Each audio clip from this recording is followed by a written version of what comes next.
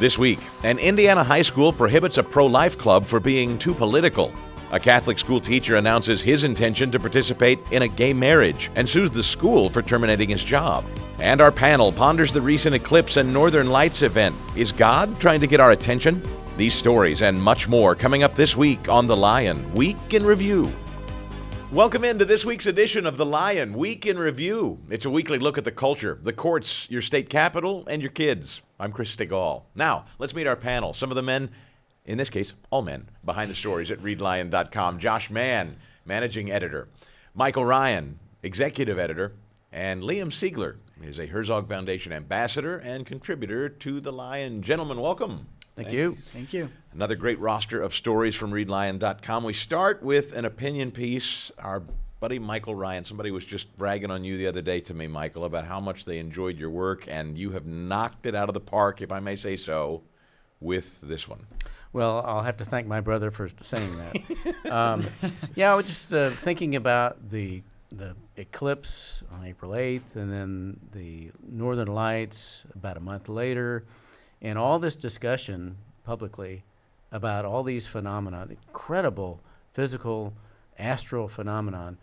Never heard the word God in all of what I heard.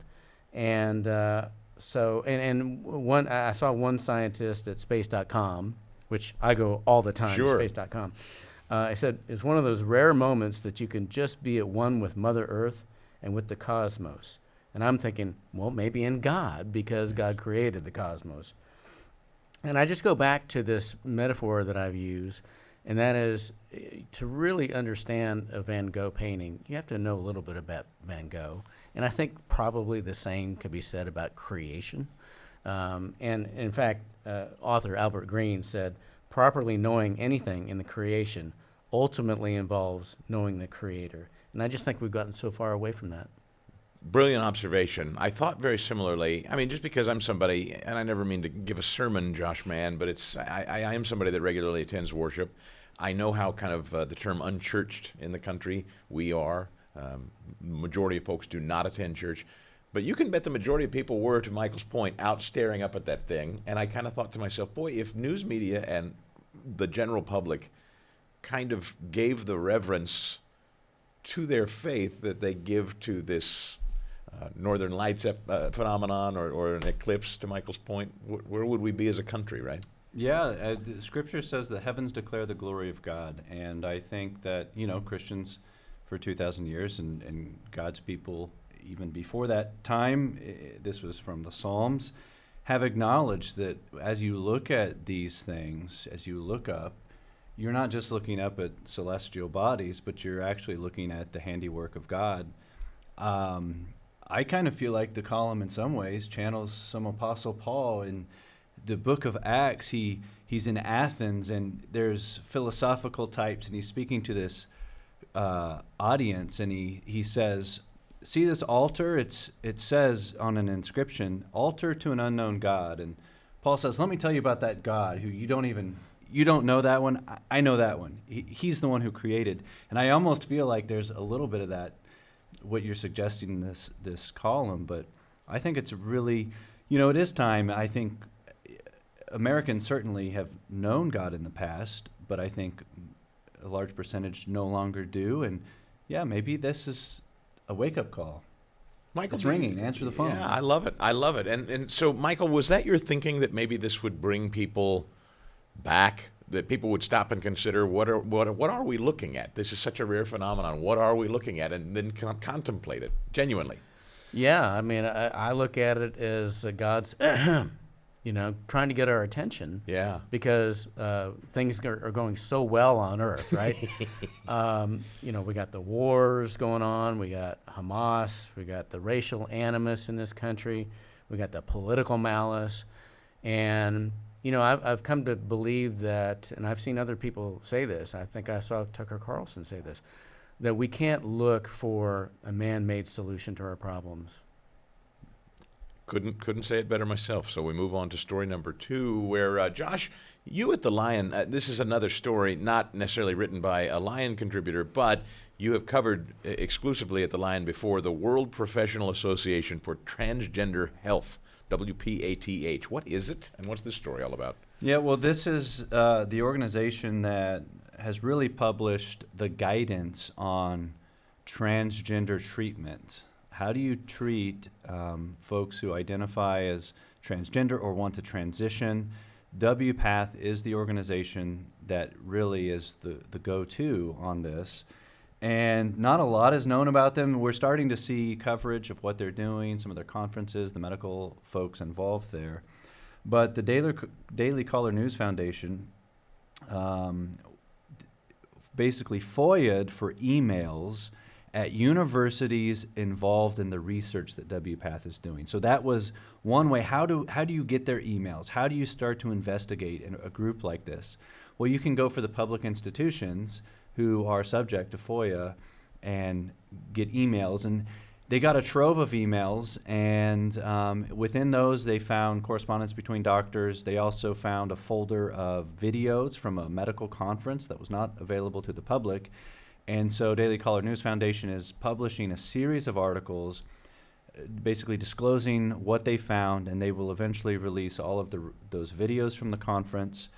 But here are just a few of the things that they found. For example, one physician at the conference called the entire field of cross-sex hormones off-label. In other words, the drugs that they're using are not intended to help kids transition. They're intended for other purposes, but they're being used. Which, by the way, during COVID you weren't allowed to do. Right, But yeah. for this, you sure can. That's Yeah, right. And I would say there's some other examples, and we can talk about those if we want. But I thought that my takeaway was these doctors still have their foot on the gas. Where we look at Europe and we see the medical establishment there, they've got their foot on the brake pedal now in terms of transgender so-called care. And, I don't know why that is, why, doctors here haven't recognized what others have. Well, let me volley to Liam for a second. I suppose this is kind of a fat pitch over the middle.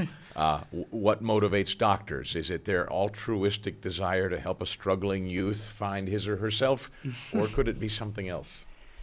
Oh gosh, it's a difficult question. Is it though, really? I think it's a pretty easy one, maybe. I think in this case, there's certainly financial incentives. Yes. There's certainly ideological incentives. A lot of these doctors, there's an entire organization that's dedicated to pandering towards an identity group. So you also have the in-group factors of I want to do what my group wants me to do instead of actually taking you where the empirical evidence leads you. And in this case, we've just seen the monstrous implications that this has for just the healthcare industry in general and its integrity. Michael Ryan, I have heard it is a billion-dollar industry so far, and it's really relatively new in the United States in children's medicine. Yes, and to go with Josh's metaphor, the medical profession in the U.S. having its foot on the gas pedal, but there's no steering wheel. Where are we going? That's the question. I found it just appalling that this Daily Caller News Foundation story indicated that behind closed doors, top WPATH doctors discussed and at times seemed to challenge the organization's own published guidelines for sex change procedures and acknowledged pushing experimental medical interventions that can have devastating and irreversible complications. In any other era, that would be a scandal. Yes. And here's what's ominous. It's kind of like the tobacco documents, right? That, tobacco companies proved that they knew it was bad for you. Do you remember the big legal settlement in that case? That's exactly right. And the fact that we would never think of allowing a 14-year-old to smoke a cigarette today, but he or she can surgically alter their genitalia. But okay, we'll move on. Josh, the next story today from readlion.com is in Indiana, where, we talk a lot about school clubs here. Lately, the focus has been Satan clubs. This is the antithesis of that. Yeah, this Indiana high school had de-recognized a pro-life club, and so this was actually in 2021 when this originally happened. A student wanted to start, a Students for Life, pro-life club. The school has a lot of clubs. They've got ones that you might consider more conservative, more liberal, kind of like a normal large high school. And yet, right after they were approved, the students then shared a flyer for the club, and it had on it a picture of some students at a Students for Life rally in D.C. And they were told, that's too political, you need to take it down. And I don't know if they had the chance to take it down, but within the same day, they said they were actually de-recognized and told, no, you can't meet. Well, the student sued the school with the help of a legal group, and then a district court finally in March ruled actually in favor of the school district against the students' free speech rights and First Amendment rights to hold the club. Well, the student has just appealed, and so that's where we're at now. So the student has appealed the ruling, and it's an important case because can students start a club and that maybe is deemed political by some administrator? What are the free speech rights here in this case? It reminds me a lot of the story, Liam, that was done at the Lion, and we talked about it on the show. I don't remember who wrote it, the kid waving the American flag on his truck in the parking lot. I mean, it's just strange what's seen as overtly political versus what's allowed. Yeah, and it's obviously selective. Like if you look at the clubs that the school has, like you mentioned that there's like more conservative ones, more liberal ones. They actually have a Republicans club and a Democrat club at the school. And you're telling me that having a pro-life sign saying that we support the lives of the unborn is more political than that? It's definitely a double standard, and I think this case will expose a lot of just blatant bias in the system. Michael Ryan. Well, yeah, and thank goodness. I just want to say thank goodness no teachers are applying their politics in the classroom. Right. Sure. But to go to your point, Liam, where's the line of too political, and who sets it? I mean, whose tastes are we It's not the talking First about? Amendment, that's for sure. When you get into content and viewpoint discrimination, that's very legally questionable. And again, if you got a Satan club versus a pro-life club, I mean, what's the standard? I mean, how far can the Satan club take it? And they will. I mean, we know that a lot of groups like them will push and push and push to get their way. Yeah. You would hope the same will be true here, and I wish the student well. Now, Corey DeAngelis is a friend of the Herzog Foundation. We've actually invited Corey to our headquarters here, and he's given us a talk before. And he's a lightning rod, Josh. Everywhere he goes, he's got a new book out. You guys have chronicled it and talked with him about it. Yeah, that's right. So I guess we should say who he is first of all. So Corey DeAngelis is he's got a PhD in education policy. He really started in the policy space and then started to find that, he still publishes in academic journals, but he was thinking this isn't really moving the needle. And so he became very active on Twitter, and then COVID happened, and it all kind of blossomed into this movement, school choice movement. Parents, independent of Corey's work, parents were fed up with their schools, but Corey was certainly at the center of what has been a push for education freedom and really has become synonymous with the school choice movement. I mean, he probably is the face of it, especially in terms of the social media space. Well, this is his book that really chronicles what happened during and after COVID. And it also it's kind of Corey's take on it all and why is school choice important. And so the book's called The Parent Revolution. It just is releasing this week. And he emphasizes the pivotal role that parents played in shaping the educational landscape of this post-pandemic environment. And he also supports and argues for parents' rights, the importance of parents' rights in education, and he strongly critiques, as will not surprise you if you know Corey, the power and influence of teachers' unions. Yeah, Michael, he is a lightning rod. We've seen it with our own eyes when he speaks, when he travels. He's effective at communicating, and it's something that I think people that have advocated for school choice in the past, all due respect, they've not been as effective as maybe a teachers' union has. When somebody's really effective in messaging against something like a teachers union, boy, they don't like it. Well, lightning comes with thunder, and thunder can wake you up, Yeah. right? Yeah. The two hardest things, I think, to recognize when you're seeing history unfold, which we're living history every day, are corruption and revolution. They both kind of creep up on you. And I think it's brilliant that Corey has realized what a revolution this is. And that's a great word for this. It's a revolution. You know, revolutions they start slowly and they build quietly. And oftentimes you don't know you're in one until the flashpoint has been hit. And there's a flashpoint in every revolution, whether it be a political assassination or a televised beating or a guy standing on a tank or standing in front of a tank. And the flashpoint for the parents' revolution was COVID. Wow, I had not considered that, but you're exactly right. That's clear as day. And Liam, do you think you're a younger man, do you think people your age are thinking differently about children themselves someday and the way they will educate them? Do you think there's been a trend shift there or no? Unfortunately, no, because I don't think my generation's thinking about having children, or not a lot of them. Right. I think my generation's really focused on like getting the next job and figuring out maybe what's going to provide them personal fulfillment and happiness.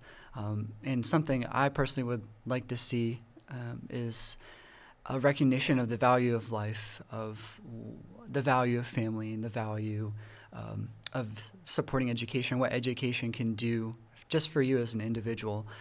I think what Corey points out is a movement that's happening. Like, it's an organic movement. It's not like people will try to accuse him of orchestrating something, of planning something, which isn't the case. He's merely being a spokesperson for people who do find that education is important. And I hope that my peers will like read Corey DeAngelis's work and be like, okay, now I understand. Now I see why this matters not only for myself and for my friends or for my siblings, but also for my children in the future. I think he's doing really good work. Josh, Corey has, I know personally, Corey has done a lot of pushing and advocacy in state legislatures. He's been very active. In fact, many governors who have gone to universal school choice in their states, you'll often see Corey sitting next to them at the big signing ceremony. Yeah. I mean, really, he is probably the face of the school choice movement, and I think his messaging is effective. Which makes him a marked man, by the way. Yeah, that's right. And I'll say, when Corey came here to the Herzog Foundation, he was eager to have the biggest Q&A period he could. He wanted the toughest questions. He wanted to be challenged because he so believes in it and he knows his stuff. He wanted to be able to answer the critics, and you don't see that a lot. Usually, when somebody has a certain amount of publicity, they want the softballs. You know, he doesn't, and he means what he says. He believes it. He knows his stuff, and I think that's why he is so effective. It's interesting, Michael, because it doesn't come without criticism from what you'd say conservative or traditional folks too. I know that inside the school choice movement, there are maybe, let's say, homeschool families who are very, very dubious. They don't necessarily like the idea of government funds, taxpayer funds, being allocated to families because that could come with strings. And Corey and, quite frankly, the Herzog Foundation have been accused of being part of a globalist cabal and that sort of thing. So it's interesting. It's odd bedfellows that Corey can draw some enemies from both sides, to be honest. Yeah, and I was under the impression I was part of a cabal. So congratulations. This is news to me. I didn't get the check, by the way. I've yet to see my globalist cabal check, but anyway.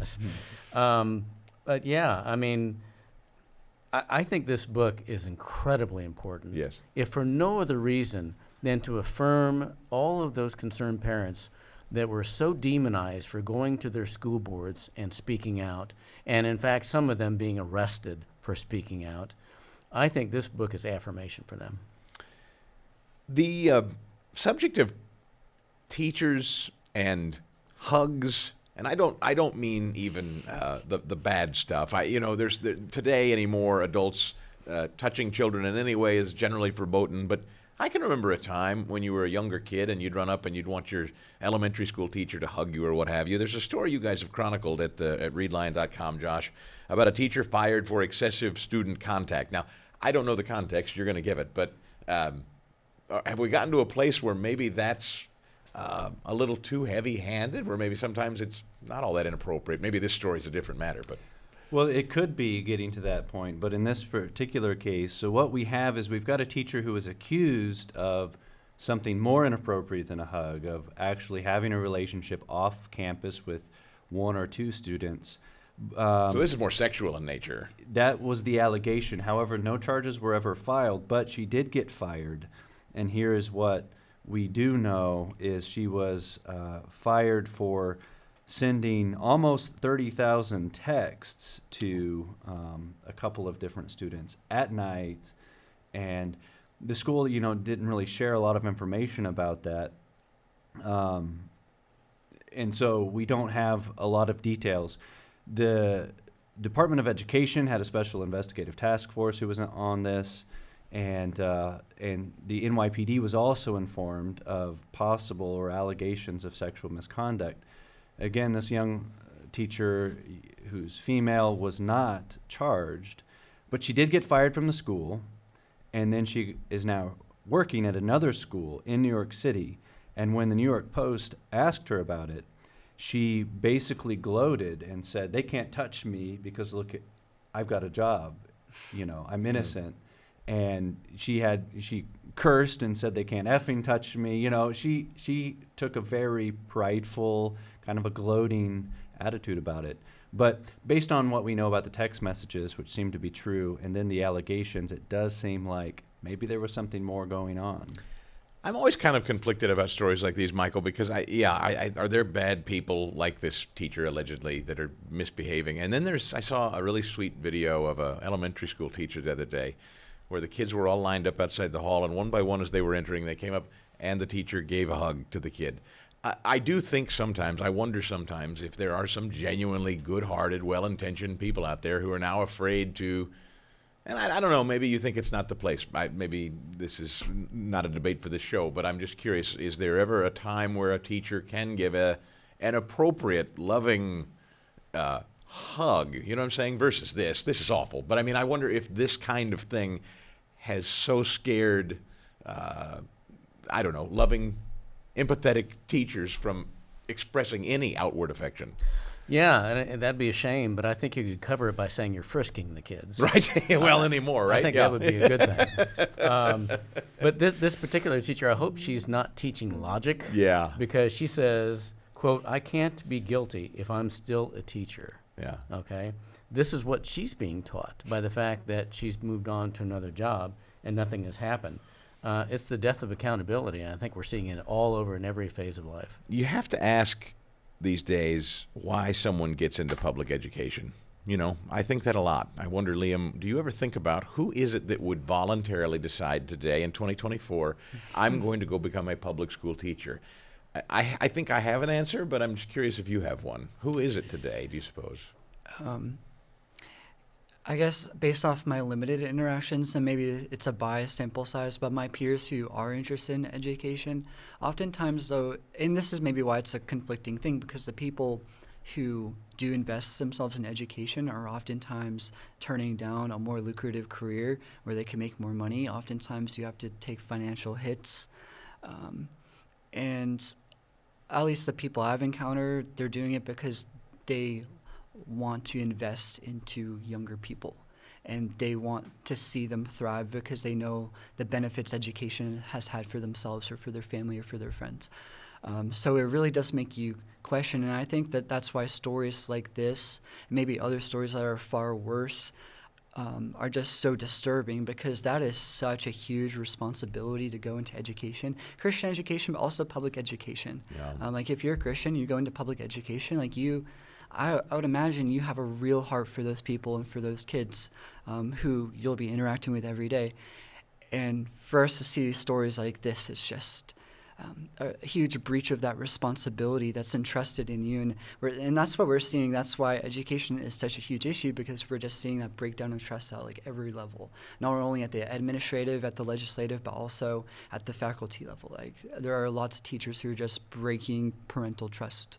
Yeah, for what it's worth, not that anyone asked, but Michael, my feeling is that so many young people today have this ideology, and they think, boy, here's my opportunity to belly up to the trough and bring along a new generation of people who share my ideology and will soak it up like a sponge. It's an ideologically driven profession now. Well, and it's not limited to education. I saw the same thing in newspaper journalism over the years, that where more and more of the new graduates from journalism schools were coming in as advocates rather than journalists. One bright spot, I ran into a teacher in training at a Christian college recently, and she told me she specifically wants to go to public education because she wants to evince her faith there. And I said, good luck with that. But I think that's a good attitude to have.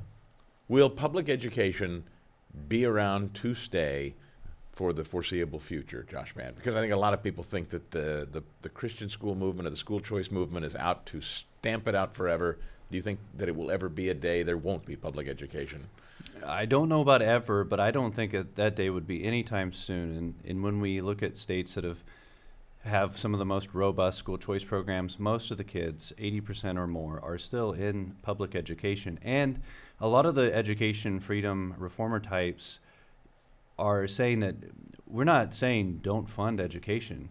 We're just saying, they would say, let the funds follow the students. And so that still is publicly funded education. You're just giving families choices. And so I think maybe it's a matter of thinking differently about what we mean by public education. But schools are changing. Outcomes are worsening. Maybe it is time to rethink and reform. And so it's scary. I think it's such a behemoth. It's huge in this country. It's a huge institution. It's old. It's outdated in some ways. Other ways, it's probably doing okay. But we have to be willing to rethink these things, in my view, and think about the way we're using the money, and be open to some reforms that could produce better outcomes.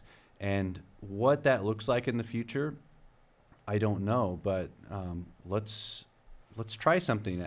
It's the next generation after all. I just visited, Michael, keep your thought, that I was just in a community that my wife and I fled, specifically because of the school district. And I was just visiting this community recently. They're talking about breaking ground on a third high school. So answering my own question, no, I don't think anytime soon we're going to see it. In fact, buildings are being built faster than ever before for these kids. Well, I was just going to say, as John Stossel likes to say, competition almost always makes things better. I saw a comment by a school choice proponent online that said, as long as the child is thriving, what's the difference?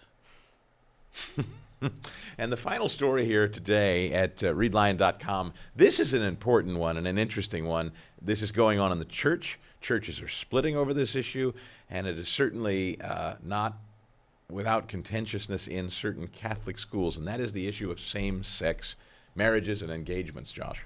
Yeah, this is a Catholic school in North Carolina that let go of a teacher, terminated a teacher who announced his same-sex engagement back in 2017. In his Catholic school? Yes, Yeah. in his Catholic school. And they had a policy against same-sex marriage, which obviously conforms with the tradition of the Catholic Church. And so this man sued the school and then received actually a win, but an appeals court has just dismissed the suit and it basically sided with the school's First Amendment guarantee of religious freedom. And so for the Catholic school, it was a win that, in fact, they could still be a Catholic school with Catholic beliefs and hold their faculty accountable to that. But at the risk of being, I guess, a little bit of a rain cloud here, Michael, the lower court initially ruled in favor of the teacher. That's the kind of scary thing to me, Yeah, and he's saying in his lawsuit, basically, that he can flaunt his beliefs and not in accordance with the school that employs him. And in fact, he's saying, you can't touch me, right? Like the prior story. This is about more than just this teacher or this topic. It's about the very existence of religious schools. Because if religious schools can't set the standards and the beliefs of the school, then they really don't exist. Yes. He wants to be, it strikes me that he wants to be what he wants to be, but won't let the school do that. Liam? Oh yeah. To your point, this is about, can religious schools be religious schools? The constitutional question that's at play is based off the First Amendment, And the judge who dismissed the case cited the ministerial exemption. What the ministerial exemption is basically a protection for religious institutions of higher education, basically acknowledging that if you have an employee that's fulfilling a religious function, you have the authority as an institution to be able to dismiss them or hire them. So you have autonomy over your hiring practices. So this is actually a question that's being fleshed out in the court system right now. That's why you saw the teacher was affirmed in the first decision and then the case got dismissed. My school actually in Massachusetts went through a whole lawsuit for about 6 years' time over the ministerial exemption question. They ended up dismissing a teacher because allegedly because she claims it was gender discrimination because she held pro-LGBTQ views. My school was like, well, we have the right to dismiss anyone. And the court of Massachusetts actually ruled in favor of the teacher, and my school just ended up settling the case. So this is a question that is being litigated all throughout the country, and it's very interesting to see. And I think it's a win for this to happen and for it to be affirmed. And by the way, I would just say that, Josh, this is a cautionary tale, I think, to all teachers. I should say schools, rather, that are out there hiring. Christian schools or Catholic schools, you've really got to be on point in guarding your value systems when you're hiring, it seems to me. Yeah, I think you've got to be crystal clear about what do you believe, what do you stand for, what are your faculty policies. And I think most schools probably are requiring their new hires to sign some kind of acknowledgement, at least, of a statement of faith or policy. Seems to be pretty standard, but those documents are important, and it doesn't mean you won't ever get sued, but it does mean, you've got to be clear and you've got to be careful, and hopefully the First Amendment wins the day. Well, before we wrap up, we always like to go down the line and ask the folks at readlion.com what they believe to be their favorite story of the week. So we start with Michael Ryan. Yeah, I think it's this one. This case, and regardless of the particular circumstances or merits of this case of a teacher being fired by a Catholic school because he didn't comport with their beliefs, this needs to percolate along with some other cases up to the Supreme Court because it's got landmark written all over it. Mm-hmm. Liam, your favorite this week? Yeah, I have one that should be coming out soon. Carrie Sheffield, yeah. She came to the foundation. We hosted her. You hosted her. We had a Q&A, and she was talking about her book, Motorhome Prophecies, which is just a remarkable story. So I have the privilege of being able to write about that. Yeah. Yeah, an interesting woman who has gone through a lot, and her faith journey alone is worth the read. But it is a remarkable story. I highly recommend it. That'll be interesting to read. And Josh? We've got a story. It's a little bit of a different one, but a Chinese pastor, he's Chinese national, just was released after 7 years in prison. Human rights organizations and others were convinced that he was targeted for his Christian faith. He was helping, he started a lot of schools just north of Myanmar, where he's from in China, but he also was involved in church ministry. And 7 years, and in fact, when he wouldn't comply while in prison with some of his requirements, he wouldn't stop talking about Jesus to other prisoners, for example. He was basically put in a solitary sort of confinement. He couldn't talk to anyone. He said he reckoned he got about 10 hours of sunlight per year. Wow. And so after 7 years of that, they subjected him to all kinds of indoctrination. They wanted to give him, I forget what the word was, but something like red jeans. That was their way of saying we want to inculcate communist ideology. And he still, in fact, is in some kind of probationary status where he's got to be subject to thought reform. And so, I think it's, even though this is happening in China, he's married to a U.S. citizen. I think it's important that Christians are just aware of some of what's happening to Christians in different parts of the world. And this piece is up now? Yes. Wow, that's at readlion.com. What a story. What a show. And I hope if you are inclined, you will check out all the stories every day, breaking big and small profiles, opinion pieces, like you've heard here, every single day at readlion.com. So for all of us at The Lion, we really thank you for being here and downloading the show, and we will see you next time.